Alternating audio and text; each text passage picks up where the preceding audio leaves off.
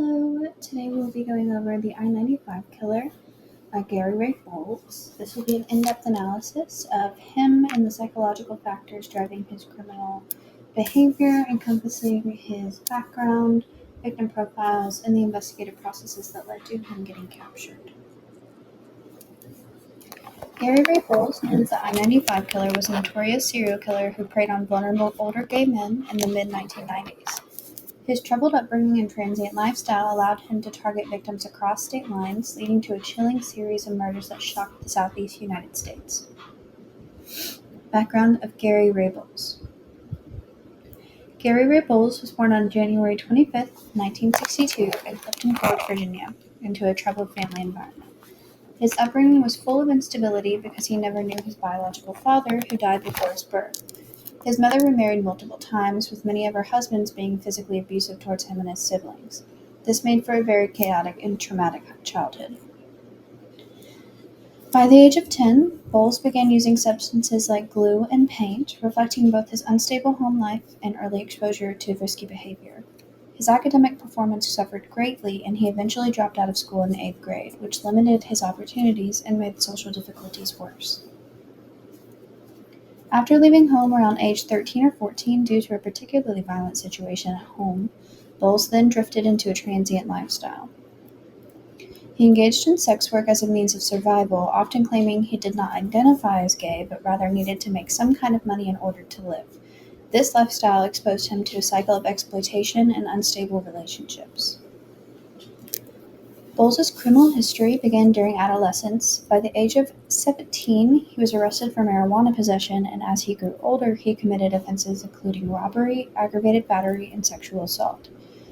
In 1982, while living in Tampa, Florida, he was convicted of beating and raping his girlfriend, serving time for the offense.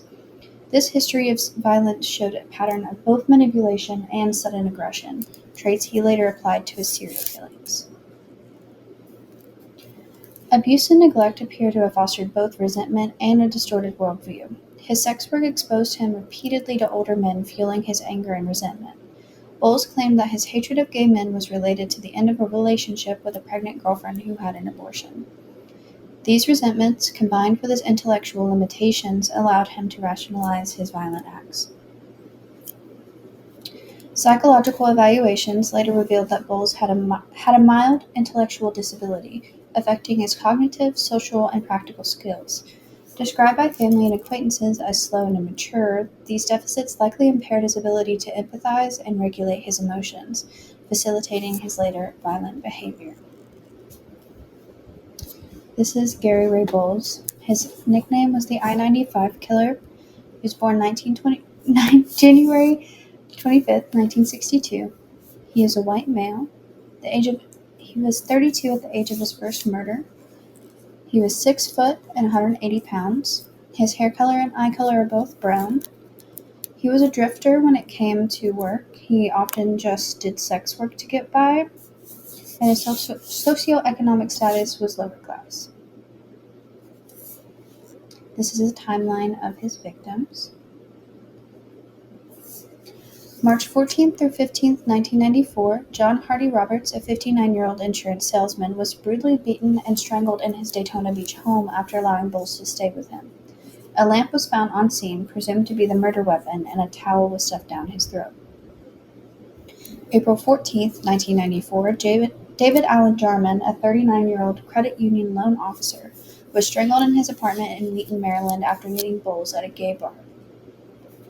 May 4th, 1994, Milton Joseph Bradley, a 79-year-old World War II veteran, was found beaten and strangled behind a golf course in Savannah, Georgia. May 13th, 1994, Alverson Carter Jr., age 47, was strangled in Atlanta, Georgia, with limited details of his life known, making this case particularly elusive.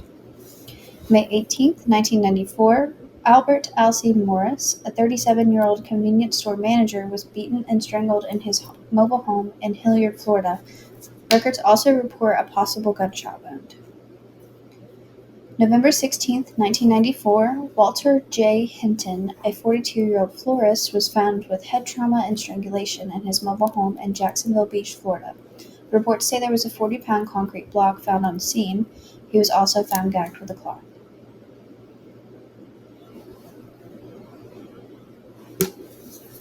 Crime scene characteristics.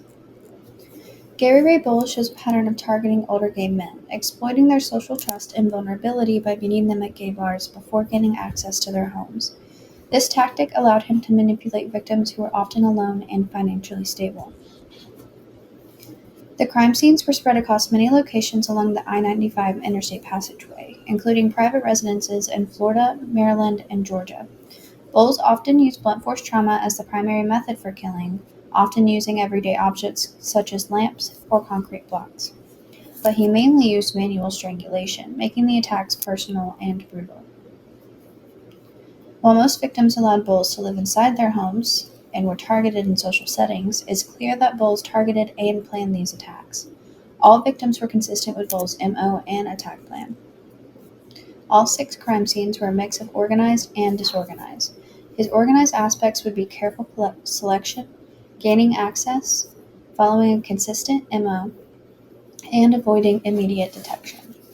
His disorganized aspects would be violent improvisation, physical struggle, lack of forensic trace evidence, and opportunistic execution of attacks. Equivocal analysis of autopsy findings. Sorry, that's hard to say. Each of Bowles' victims exhibited clear signs of violent physical assault, primarily characterized by blunt force trauma and strangulation. The absence of DNA, fingerprints, saliva, or semen at the crime scenes complicated the investigation and prosecution of Bowles. The autopsy results confirmed that all victims died from causes related to asphyxiation, either through strangulation or gagging, and blunt force trauma. MO. Bowles typically approached victims in social settings, often befriending older gay men. He would sometimes offer sex or companionship before moving in with them. He typically used surprise and close contact after gaining access, attacking victims when vulnerable. By using manual strangulation or blunt force weapons, Bowles displayed complete power and control over his victims. Bowles often left very limited forensic evidence after the murders. After the murders, Bowles would often leave the scene quickly. In Hinton's case, he went out drinking and picked up another person to distract him from the crime scene. He did engage in transient labor and sex work, prostitution, which gave him access to potential victims. Previous arrests for theft and sexual offenses gave Bowles familiarity with law enforcement processes, which may have increased his confidence in avoiding capture. Bowles had a history of drug and alcohol abuse, which may have contributed to his impulsive behavior and increased aggression during attacks. Anger and hatred of gay men fueled many of his killings, and emotional vitality would lead to his disorganized execution of attacks, making the crime scene more disorganized. The investigation. The investigation into Gary Ray Bowles began after several murders of older gay men were discovered along the I-95 passageway. Police noted similarities between the cases, including types of victims, the use of blunt force trauma, and strangulation. Because the killings happened in different states, multiple agencies got involved, including local police, the FBI, and Interstate Task Force. Investigators examined witness statements, victim interviews, and available forensic evidence. However, there was limited physical evidence, so they had to rely on patterns in Bowles' behavior and travel across I-95. Several victims had met Bowles socially before their deaths. Witnesses and neighbors reported seeing him with the victims, giving investigators their starting point. Police linked Bowles to his last known victim, Walter J. Hinton, after noticing suspicious behavior around the crime scene. The case was challenging because Bowles moved frequently, could convince victims to let him in, and crime scenes occurred across different states, making coordination more difficult. Items such as credit cards, wallets, and identification was stolen from victims were traced, creating additional links between Bowles and the crimes. Once arrested for his final crime, Bowles provided detailed confessions that confirmed his involvement in all 6 murders, which ultimately solidified the case against him. The outcome. Gary Ray Bowles did go to trial, but he pled not guilty to all charges. He was convicted of 6 murders and other related crimes, including robbery. Bowles was sentenced to death for the murders in Florida. He was held on death row while pursuing appeals. After exhausting his appeals, he was executed by lethal injection on September 22, 2019. The case of Gary Ray Bowles shows how a difficult childhood can influence somebody's later actions. His early experiences with abuse, trauma, and unstable home environments shaped the path he took and contributed to the violence he later committed. Looking at cases like Bowles helps us see why early support, stable environments, and mental health resources are important for preventing harm in the future. These are my references that I used. All right, thank you.